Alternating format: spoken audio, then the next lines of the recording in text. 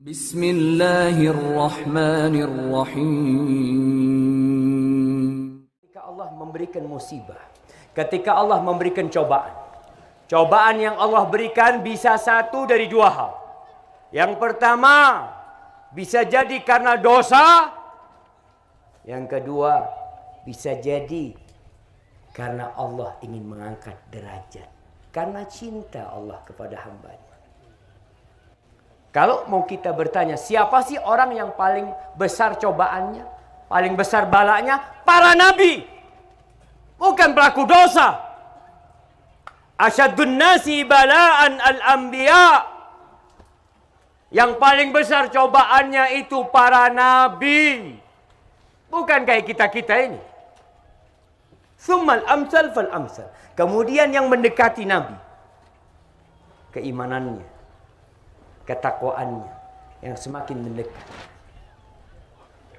Mereka dicoba bukan karena dosa. Karena Allah ingin mengangkat derajat mereka. Siapa yang tahu dengan cobaannya Nabi Yahya?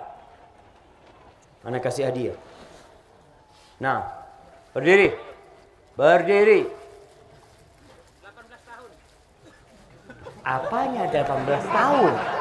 Kan jadi bingung. Kasih hadiah, kirim. Penyakit kulit. Penyakit kulit.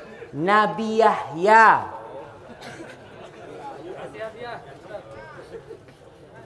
Kalau salah nggak dapat hadiah.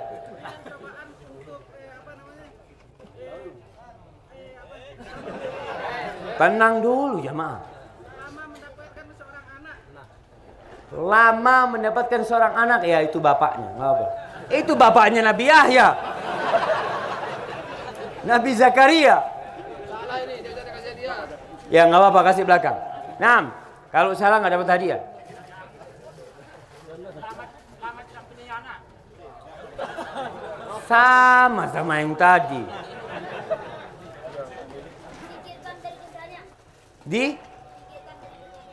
Disingkirkan dari desanya. Kasih hadiah yang kecil ini. Karena dia anak kecil, kasih hadiah yang kecil. Baik, jamaah.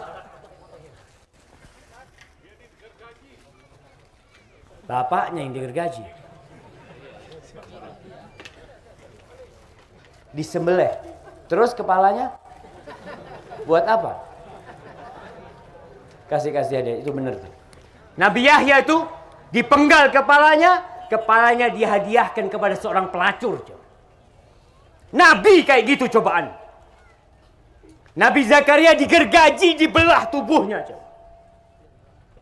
Apakah antum mengira masuk surga itu mudah? Am hasibtum an tadkhulul jannah? Apakah kalian mengira kalian akan bisa masuk surga, kata Allah? Walamma ya'tikum mathalul ladzina khalau min qablikum massathumul ba'sa wad-dharra wa zulzilu hatta yaqula ar-rasul wal ladzina amanu ma'ahu mata nasrullah ala inna nasrallahi qarib. Kalian mengira kalian bisa masuk surga, sedangkan kalian belum ditimpa seperti apa yang menimpa orang-orang sebelum kalian. Massathumul ba'sa, mereka ditimpa dengan kemiskinan, kefakiran, kelaparan, wadharra, penyakit. Wazulzilu, dicoba keimanan mereka, digoncangkan jamaah. Hatta yaqula ar-rasul walladzina amanu ma'ahu, sampai utusan Allah dan orang-orang yang beriman, mereka dalam posisi pertolongan Allah itu lambat. Mereka yakin pertolongan Allah itu akan datang. Mereka mengatakan, mata nasrullah, kapan pertolongan Allah ini datang? Kapan? Wallahi jamaah, nggak mudah masuk surga. Perlu perjuangan. Jadi kalau kita lihat ada orang-orang soleh yang dikasih penyakit, yang rumahnya hancur, bisa jadi karena Allah cinta sama dia. Allah ingin mengangkat derajat dia. Tapi yang kedua, bala turun karena dosa.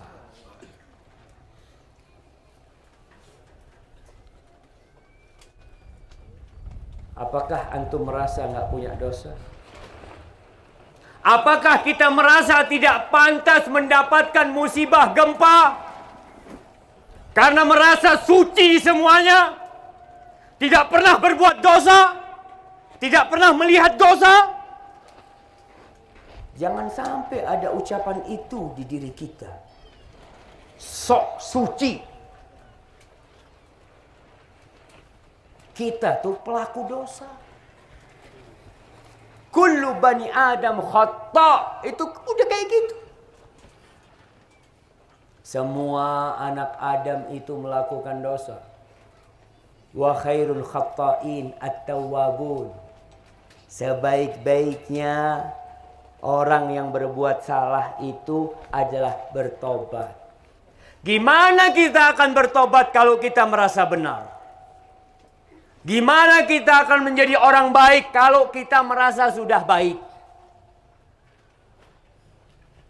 Ingat, udah jadi kodrat kita tuh banyak dosanya. Makanya kita disuruh bertobat. Jamaah rahimakumullah. Rasul sallallahu alaihi wasallam mengatakan, "Lau lam tudhnibu la dhahaballahu bikum wa la jaa'a biqaumin akharin yudhnibun fayastaghfiruna Allah fayaghfir lahum." Allah akan datangkan kaum yang berbeda, generasi yang lainnya, yang generasi itu berbuat dosa. Lalu mereka beristighfar. Lalu mereka kembali kepada Allah, mohon ampun sama Allah, dan Allah mengampuni dosa-dosa mereka. Maka jamaah, hal kedua yang menyebabkan musibah terjadi itu adalah kita sendiri. Kita tuh sering cari kambing hitam.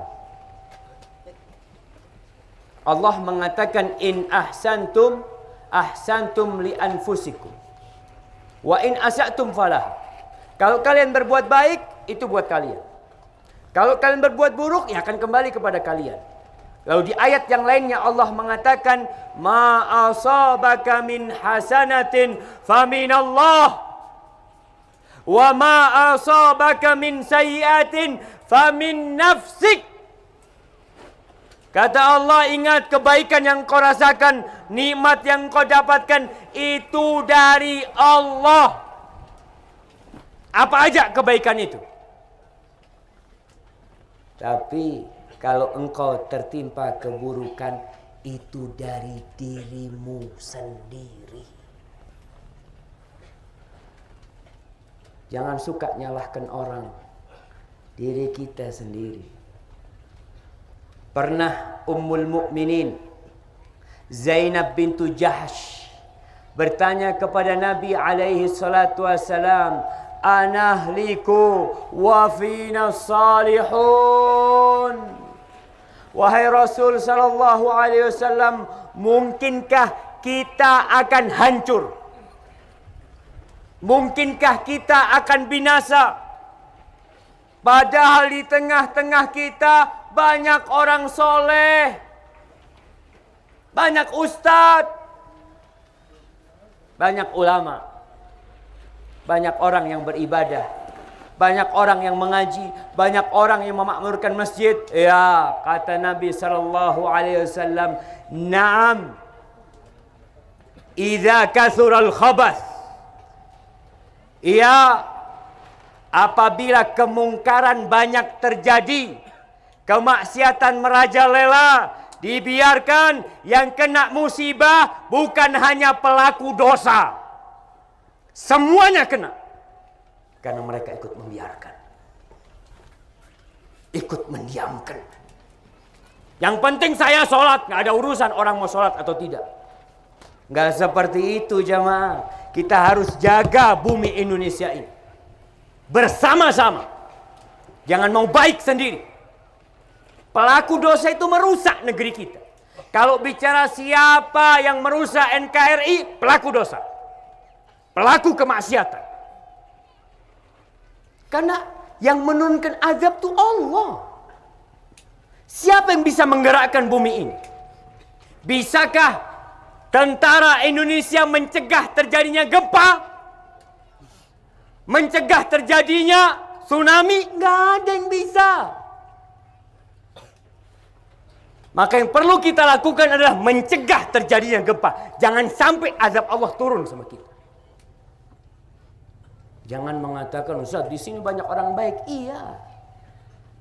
Apabila banyak kemungkaran terjadi dan ada pembiaran, kita mau baik sendiri, kata Nabi SAW, na'am, kalian bisa hancur. Allah mengatakan, wattaqu fitnatan la tusibanna alladhina zalamu minkum khassah wa'lamu anna Allaha syadidul iqab. Kata Allah, kalian takutlah dengan azab, dengan kekacauan, dengan musibah yang tidak hanya menimpa pelaku dosa.